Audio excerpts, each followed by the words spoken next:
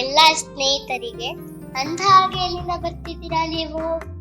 ನಾವು ವಿಶ್ವಶಾಂತಿ ಯುವ ಸೇವಾ ಸಮಿತಿಯವರು ಕರೆದಿದ್ದ ಸಭೆಗೆ ಹೋಗಿದ್ವಿ, ಅಲ್ಲಿಂದ ಬರ್ತಾ ಇದ್ದೀವಿ.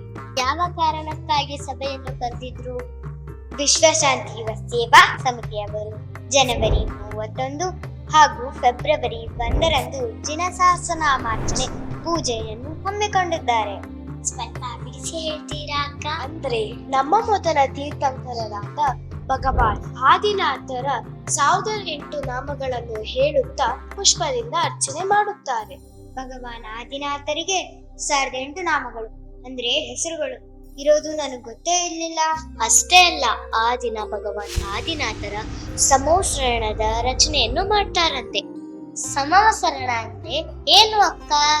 ಅರಹಂತರ ಧಾರ್ಮಿಕ ಸಭಾಭವನಕ್ಕೆ ಸಮವಸರಣ ಎನ್ನುತ್ತಾರೆ. ನಮ್ಮ ಎಲ್ಲಾ ತೀರ್ಥಂಕರರಿಗೆ ಕೇವಲ ಜ್ಞಾನವಾದ ಕೂಡಲೇ ಕುಬೇರನು ಬಂಗಾರ, ಮುತ್ತು, ರತ್ನ, ವಜ್ರ ವೈಡೂರ್ಯಗಳಿಂದ ಸಭಾಭವನವನ್ನು ನಿರ್ಮಿಸ್ತಿದ್ನಂತೆ. ಹೌದಾ? ನಮ್ಮನೆಯಲ್ಲಿ ದೇವರ ಮಂಟಪವನ್ನು ಹೂಗಳಿಂದ ಅಲಂಕಾರ ಮಾಡ್ತೀವಿ. ಬಂಗಾರ, ಮುತ್ತು, ರತ್ನಗಳಿಂದ ಅಲಂಕಾರ ಮಾಡಿದ್ರೆ ಪಳಪಳ ಅಂತ ಎಷ್ಟು ಚೆನ್ನಾಗಿರುತ್ತೆ ನೋಡೋಕೆ ಅಲ್ವಾ? ಹೌದು ಸ್ಫಟಿಕ. ಸಮವಸರಣದಲ್ಲಿ 12 ಕೋಷ್ಟಕಗಳು ಎಂದರೆ ವಿಭಾಗಗಳು ಇರುತ್ತವೆ. ಅದರಲ್ಲಿ ಮುನಿಗಳು, ಅರ್ಜಕೇಯರು, ಶ್ರಾವಕರು, ವಿವಿಧ ದೇವತೆಗಳು, ವಿವಿಧ ಪ್ರಾಣಿ ಪಕ್ಷಿಗಳು ತಮ್ಮ ತಮ್ಮ ಜಾಗದಲ್ಲಿ ಕೂತ್ಕೋತಾರಂತೆ. ಪ್ರಾಣಿ ಪಕ್ಷಿಗಳಿಗೆ ಅಲ್ಲೇನ್ ಕೆಲ್ಸ ಅಕ್ಕ? ವೇಟ್ ನಿನ್ನ ಪ್ರಶ್ನೆಗೆ ಉತ್ತರ ಸಿಗುತ್ತೆ. ಸಮವಸರಣದ ಮಧ್ಯದಲ್ಲೇ ಒಂದು ಬಂಗಾರದ ಸಿಂಹಾಸನ ಮತ್ತು 1000 ದಳದ ಕಮಲದ ಹೂ ಇರುತ್ತಂತೆ. ಅದನ್ನು ವೃಷಭನಾಥ ದೇವರು ಸ್ಪರ್ಶಿಸದೆ ಅಂದ್ರೆ ಟಚ್ ಮಾಡದೆ ಕೂತ್ಕೋತಾರಂತೆ. ಹಾಸನ ಮತ್ತು ತಾವರೆ ಹೂವನ್ನು ಟಚ್ ಮಾಡದೆ ಕೂತ್ಕೊಳ್ಳಕ್ಕೆ ಹೇಗೆ ಸಾಧ್ಯ ಅಕ್ಕ? ಅವರು ಕೆಳಗೆ ಬೀಳಲ್ವಾ? ಅವರು ದೇವ್ರಲ್ವಾ, ಅದಕ್ಕೆ ಬೀಳಲ್ಲ. ಅವರು ಹಾಗೆ ಕುಳಿತಿರುವಾಗ ಅವರ ಮುಖಕಮಲದಿಂದ ಓಂಕಾರ ಹೊರಡುತ್ತದೆ. ಅದನ್ನು ದಿವ್ಯಧ್ವನಿ ಅಂತಾರೆ. ನಮ್ಮ ಟೀಚರ್ ಯೋಗ ಕ್ಲಾಸ್ನಲ್ಲಿ ಪ್ರಾಣಾಯಾಮ ಮಾಡಿಸುವಾಗ ಓಂಕಾರ ಇಳಿಸ್ತಾರಲ್ಲ, ಅದೇನಾ ದಿವ್ಯಧ್ವನಿ? ಅದಲ್ಲ ಪುಟ್ಟ, ಭಗವಂತನ ಓಂಕಾರ ವಾಣಿ ಅಂದ್ರೇನೆ ದಿವ್ಯಧ್ವನಿ. ಇದು ಎಲ್ಲರಿಗೂ ಅರ್ಥವಾಗಲ್ಲ. ಆಗ ಗಣಧರರು ಸಮವಸರಣದಲ್ಲಿರುವ ಎಲ್ಲರಿಗೂ ಅರ್ಥವಾಗುವಂತೆ ವಿವರಿಸ್ತಾರೆ. ಅಬ್ಬಾ, ಎಂತ ಆಶ್ಚರ್ಯ!